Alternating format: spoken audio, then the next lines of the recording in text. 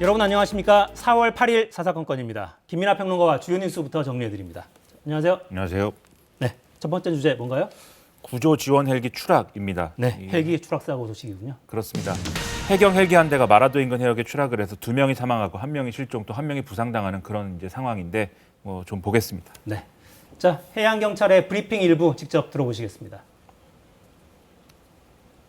마라도 남서방 370km 인근 이상에서 해양경찰 헬기 S-92가 구조 임무에 동원된 중앙특수구조대원 6명을 경비함정 3012함에 이송한 후 이륙 직후 추락한 사고입니다. 네, 구조대원들을 옮긴 다음에 이륙하다가 사고가 났군요. 그렇습니다. 어제 새벽에 이 대만 서쪽 해역에서 우리 예인선 이제 교토 1호가 조난당했다 이런 신고가 들어왔는데 이후에 네. 이제 지금 어떻게 됐는지 실종된 그런 상황이거든요. 그래서 이거를 이제 좀 이 수색을 해야 되니까 이 해경 소속의 헬기가 동원돼서 수색 구조를 위해서 급파가 된 겁니다. 그래서 해경 경비정에 이제 특수 구조대원들을 내려놓고 그 다음에 부산으로 다시 이제 복귀하는 과정에서 이제 헬기가 추락을 한 그런 상황인 건데요. 네, 지금 사고의 그 탑승자들의 어떤 여러 가지 이제 얘기들이 보도가 되고 있는데 굉장히 성실한 베테랑 요원들이었기 때문에 이 해경 내부에서는 굉장히 안타깝다 이런 얘기들이 많이 나오고 있는 상황이고 또 다들 이제 결혼을 했고 또 자녀도 있는 그런 상황에서 유가족들이 아픔이 굉장히 큰 상황이어가지고 여러모로 안타깝다라는 그런 반응들이 나오고 있습니다. 네. 자 아직 한 명이 실종 상태라고 있는데 수색 작업 어떻게 진행됩니까? 추락 직후부터 이제 해경하고 군 항공기들이 동원이 돼서 야간 조명탄을 이렇게 쏘면서 이 수색을 진행을 한 그런 상황이고요. 그리고 해경과 해군의 이 함정들이 다 동원이 돼서 지금 이제 계속해서 현장을 수색 중인 상황인데 문재인 대통령도 이 수색에 좀 만전을 기해달라고 메시지를 낸 상황이어서 좀 빠른 시간 내에 실종자를 찾을 수 있도록 최선을 다해야 되는 그런 상황이겠고요. 그리고 애초에 이제 좀 이렇게 실종된 상황인 교토 1호에 대해서도 수색이 진행 중인데 대만의 이제 구조 당국하고 협력해가지고 수색을 한다고 하니까 이것도 좀 성과를 지켜봐야 되겠습니다. 네. 자 마라도에서 또 타이완에서 실종자 무사 귀환 소식이 오기를 기다리겠습니다. 자 다음 주제 뭔가요? 최측근 권성동 선출입니다. 네, 국민의힘 원내대표 선출이군요. 그렇습니다. 국민의힘 신임 원내대표로 4선 권성동 의원이 선출이 됐는데요. 총 102표 중에 81표를 득표했다고 하니까 상당한 성과를 거뒀다라고 볼 수가 있겠습니다. 네, 국민의힘 새 원내대표죠. 권성동 의원 소감 직접 들어보시겠습니다. 제가 요즘 당선인을 옆에서 뵈면은 좀 안 됐다는 생각이 좀 많이 들더라고요, 보니까. 우리는 좋고 기쁜데 본인의 업무가 너무 많아가지고 옆에서 보면 좀 안쓰럽다. 기쁨과 영광보다는 어깨가 더 무겁고 앞으로 이 험난한 길을 어떻게 헤쳐나갈 것인가에 대해서 정말 고민이 많이 됩니다. 네, 당선 직후 연설에서 협치 이야기 여러 번 했더군요. 그렇습니다. 협치 얘기를 이제 하지 않을 수 없는 그런 상황인 건데요. 일단 더불어민주당 의석수가 이제 굉장히 많은 상황이고 더불어민주당하고 협치를 하지 않으면 사실 지금 이제 해야 되는 그러한 어떤 법안 처리라든지 이런 것들을 할 수가 없는 상황이기 때문에 당연히 협치를 얘기할 수밖에 없는 그런 조건입니다. 예를 들어서 이제 당장 이제 인사청문회가 눈앞에 있는데 아무래도 더불어민주당에서 한덕수 총리 후보자 등 이 공직 인사와 관련돼서는 그냥 호락호락하게 또 상황을 넘겨줄 마음은 없는 걸로 지금 보이지 않습니까? 그래서 이런 점들도 있을 것이고 또 이 코로나19 피해 지원을 위한 추경 편성에 있어서도 결국은 협력을 해야 되는 그런 상황인데다가 그리고 지금 당장은 이제 하지 않기로 했습니다만 정부 조직법 개정안을 상정해가지고 이제 통과시키는 이런 작업도 연내해야 될 것인데 이런 모든 것들이 다 산 넘어 산인 그런 상황인 거죠. 냉정하게 얘기해서. 그래서 이것을 잘하기 위해서는 사실 이제 지금의 더불어민주당과의 협치 이런 것도 필요하지만 또 국민들의 여론이나 이런 것들에 신경을 써서 좀 국민들의 동의를 얻어서 이것을 명분으로 또 협치의 어떤 조건을 만드는 것도 필요한 상황이거든요. 그러니까 권성동 신임 원내대표 어깨에 상당히 무거운 짐이 지금 올려져 있다. 이렇게 볼 수가 있는 상황입니다. 네, 민주당 쪽에서는 논평이 이렇게 나왔더군요. 윤핵관이 아니라 국민들을 중심으로 민핵관이 돼달라 이런 논평이 나오기도 했습니다. 자, 윤석열 당선인은 바로 축하 전화했다고요? 그렇습니다. 바로 통화를 통해서 이제 앞으로 잘해보자. 좀 이렇게 앞으로 잘 싸워보자 이렇게 얘기를 했다는 건데요. 앞서 이제 권성동 의원의 발언을 봐도 느끼셨겠지만 그동안 윤핵관 이렇게 평가가 됐습니다. 그래서 이제 요즘 당선인을 옆에서 보면 좀 안 됐다는 생각이 많이 들었다라고 당장 얘기하지 않습니까? 그러니까 지근거리에서 보는 사이다라는 걸 과시한 건데 그러다 보니까 당내에서 좀 기대감이 상당한 상황입니다. 원내대표가 예를 들면 당선인이라든가 이렇게 좀 갈등 관계이면은 전권이 실리기 어려운 구조가 될 수가 있을 텐데 어쨌든 전권이 실려서 협상에서의 어떤 여러 가지 융통성이나 이런 것들을 발휘할 공간이 생겼다라고 볼 수가 있겠고 또 당내 의원들이 이제 이 윤석열 당선인과 새로운 정부에 기대하는 것들이 많이 있을 텐데 이런 것들을 잘 전달하는 통로가 될 것이다라는 기대감이 있는데요. 다만 당연하게도 우려도 있습니다. 이 당정 관계가 중요한데 수평적 당정 관계냐 수직적 당정 관계냐 이것이 이제 앞으로 중요해질 텐데 이게 잘못하면 수직적 당정 관계가 될 수도 있다. 이런 평가가 나오고 그리고 아무래도 윤핵관 이런 평가 사실 이 말은 이준석 대표가 만들어낸 말이지 않습니까?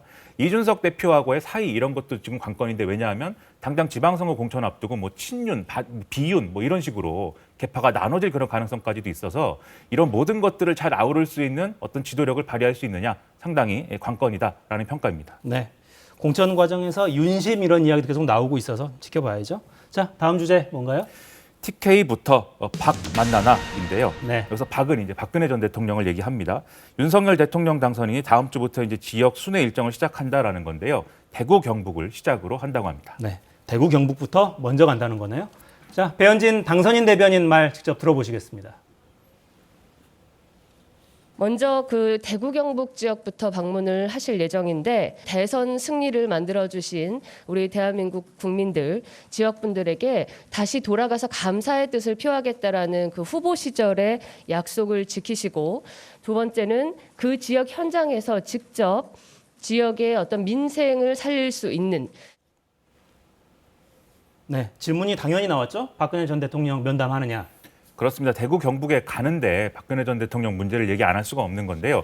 이 더군다나 윤석열 당선인은 취임식에 직접 초청하겠다라고 얘기를 했기 때문에 그러면 만난 자리에서 취임식에 와달라라는 얘기도 하는 거냐 뭐 이런 얘기들이 여러 가지 나왔습니다. 그런데 오늘 이제 배현진 당선인 대변인이 한 얘기를 보면은 당연히 검토하고 있다라면서도 결정된 바는 없다라고 얘기를 하고 있는데요. 그 전까지 이제 유영하 변호사라든가 박근혜 전 대통령 주변에서 나온 얘기를 보면 윤석열 당선인 측이 계속해서 어쨌든 비공식적으로 만남이나 이런 것들을 추진하고 있다라는 거는 거의 기정사실화되어 있는 그런 상황입니다. 그래서 아무래도 만남이 이루어질 가능성이 높아지지 않겠느냐라는 전망이 나오고 있는데요. 다만 박근혜 전 대통령이 계속해서 이제 공개 활동이나 이런 것에 부담을 얘기하는 측면 중에 하나가 건강이 완전히 회복되지 않았다 이 문제가 있기 때문에 취임식 참석도 그렇고 지금 윤석열 당선인과의 만남도 그렇고 박근혜 전 대통령의 건강 문제가 또 변수가 되지 않겠느냐 이런 얘기 나오고 있습니다. 네. 자, 다음 주제도 박근혜 전 대통령 관련이군요. 그렇습니다. 못다한 제 꿈 대신해라는 건데요. 박근혜 전 대통령이 자신이 후원회장을 맡은 유영하 변호사 대구시장 출마 지금 밝힌 상황인데 영상 메시지를 직접 공개를 했는데 이걸 좀 직접 들어보시겠습니다. 존경하는 대구 시민 여러분, 제가 이루고 싶었던 꿈은 다 이루지 못하였지만 못다한 이러한 꿈들을 저의 고향이자 유영하 후보의 고향인 이곳 대구에서 유 후보가 저를 대신하여 이루어 줄 것으로 저는 믿고 있습니다. 네, 유영하 예비 후보의 후원회장 맡았다는 소식이 있었는데 그 관련한 영상인 거죠. 그렇습니다. 이제 박근혜 전 대통령이 사저로 내려가면서 사실 밝힌 자기 입장을 보면은 저 꿈 얘기를 한번 했었습니다. 그래서 이제 다 이루지 못한 꿈을 이제는 다른 사람들이 좀 이뤄줬으면 좋겠다라고 얘기를 했기 때문에 아마도 간접적인 정치적 영향력을 발휘할 것이다. 그래서 뭔가 사저 정치가 이루어지는 거 아니냐 이런 얘기들이 나왔었는데요. 지금 말씀하신 것처럼 유영하 예비 후보의 후원회장을 직접 맡은 거는 애초에 예상했던 그러한 간접적인 방식보다도 훨씬 지적적이고 적극적인 이런 행보거든요. 그렇기 때문에 지금 이제 이런 정도의 모습을 보여줬기 때문에 앞으로 그러면 더더욱 적극적인 모습을 더 보여주는 것이냐에 대해서는 상당히 이제 많은 이제 여러 가지 얘기가 나오고 있는데 일단 유영하 변호사에 대해서는 박근혜 전 대통령이 지금 보신 메시지에서 이렇게 평가를 하고 있습니다. 다른 사람들이 다 떠나고 심지어 자기와의 관계를 부정하던 상황에서도 유영하 변호사만은 마지막까지 이 옆에 남아가지고 의리를 지킨 사람이다라는 걸 얘기하고 있는 것이기 때문에 뭐 유영하 변호사이기 때문에 특별히 낸 메시지일 수도 있겠지만 앞으로 사저 정치가 뭐 실제로 이루어지는 것인지 어떻게 이루어질 것인지에 대해서는 앞으로 정치권에서 계속 얘기가 나올 것 같습니다. 네. 탄핵 직전에 그 최순실 씨 관련한 언급을 하면서 했던 표현과도 묘하게 좀 겹쳐 들리기도 하네요. 그렇습니다. 같이 경쟁하고 있는 홍준표 의원은 당장 반발했죠? 그렇습니다. 이 대구시장 경선이 정책 대결의 장이 아니고 전직 대통령 파리, 대통령 당선자 파리 선거로 변질되었다 이렇게 이제 좀 주장을 한 건데요. 여기서 전직 대통령 파리라는 게 이른바 박심 선거 이렇게 되는 것에 대한 우려를 얘기하고 있는 것이고 대통령 당선자 파리 선거라는 건 이제 윤심 논란 이런 걸 겨냥해서 이제 하는 얘기인데 공교롭게도 홍준표 후보의 경우에는 이 윤석열 당선인과도 그렇고 박근혜 전 대통령과도 그렇고 그렇게 가까운 사이라고는 얘기할 수 없는 상황 아니겠습니까? 그러다 보니까 이제 이런 목소리를 내고 있다라고 할 수가 있겠는데 이게 단지 이제 선거의 유불리나 홍준표 후보의 입장도 있겠지만 사실 박근혜 전 대통령이 어쨌든 이제 탄핵이 된 전직 대통령의 입장인데 지금 정치적 메시지를 이렇게 직접적으로 내는 것이 바람직한 거냐에 대한 논란도 지금 있는 상황이거든요. 그래서 앞으로 어떤 얘기가 나올 것인가 좀 지켜볼 필요가 있겠습니다. 네. 또 대구 시민들이 어떻게 이 상황 받아들일지 지켜보시죠. 네. 다음 주제는 뭡니까? 다시 등장한 CVID입니다. 네. CVID. 필립 골드버그 주한 미국 대사 지명자가 이 청문회에서 북한에 완전하고 검증 가능하며 불가역적인 비핵화, 이 CVID를 다시 거론했다라고 해서 보도가 많이 나오고 있는데요. 실제로 무슨 얘기를 했는지 좀 들어보시겠습니다. Comprehensive, verifiable, irreversible denuclearization. Those are difficult goals, but they fit very well with our non-proliferation goals. We do, and we should continue to seek Chinese cooperation, not just on sanctions, but also their cooperation in moving forward with negotiations and getting back to some sort of discussion. 네. 골드버그 대사 지명자가 인준청문회에서 불량 정권 이런 표현도 썼더군요. 그렇습니다. 불량 정권이라는 표현은 과거 이제 부시 정권에서 북한하고 이란을 겨냥해서 이제 쓴 표현이었고 심지어는 뭐 악의 축 이런 표현들도 과거에 나왔었거든요. 그런 연장선에서 보면은 이 CVID를 거론한 것도 그렇고 북한에 대해서 이제 강경책으로 회귀하는 그런 어떤 전망을 할 수가 있다라고 볼 수가 있겠는데 북한은 ICBM 발사 시험과 핵실험 준비로 미국의 어떤 레드라인을 넘고 있다 이런 평가를 받고 있고 또 이 미국은 이제 북한이 아주 질색을 하는 CVID를 다시 들고 나온 것이기 때문에 결국 강대강 충돌로 가는 거냐 상당히 우려가 커지고 있습니다. 네. 이런 와중에 북한 쪽에서는 계속 핵실험 재개 움직임도 있죠.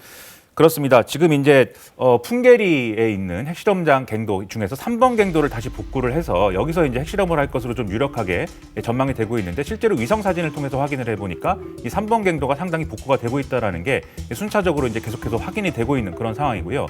이 핵실험과 더불어서 이 15일 날 김일성 생일, 이른바 태양절 110주년이 예정돼 있고 25일 날 조선인민혁명군 창건 90주년도 있기 때문에 대규모 퍼레이드에 더불어서 뭔가 이제 미사일 발사 시험이라든가 이런 것들이 핵실험과 함께 있을 수 있다라는 얘기여서 4월 한 달 동안 굉장히 긴장이 고조될 것이다 이렇게 예상이 되고 있습니다. 네, 당장 태양절 바로 다음 주입니다. 다음 주까지 흐름을 좀 지켜봐야겠습니다. 조금 전에 들어온 소식 하나 전해드리고 정리하죠. 대검찰청이 오늘 출입기자들에게 문자 메시지를 보내서 이런 발표를 했습니다. 정치권의 검찰 수사기능 전면 폐지 법안 추진에 반대한다라는 입장을 명확히 했습니다. 관련해서 잠시 후인 오후 5시에는 김호수 검찰총장 주재로 전국 고검장 회의도 예정돼 있습니다. 정치권의 수사권 박탈, 검찰 개혁 움직임에 대해서 검찰이 조직적으로 반대한다는 움직임을 보이고 있다는 소식도 전해드리겠습니다. 자, 김민하 평론가와 함께했습니다. 고맙습니다. 고맙습니다.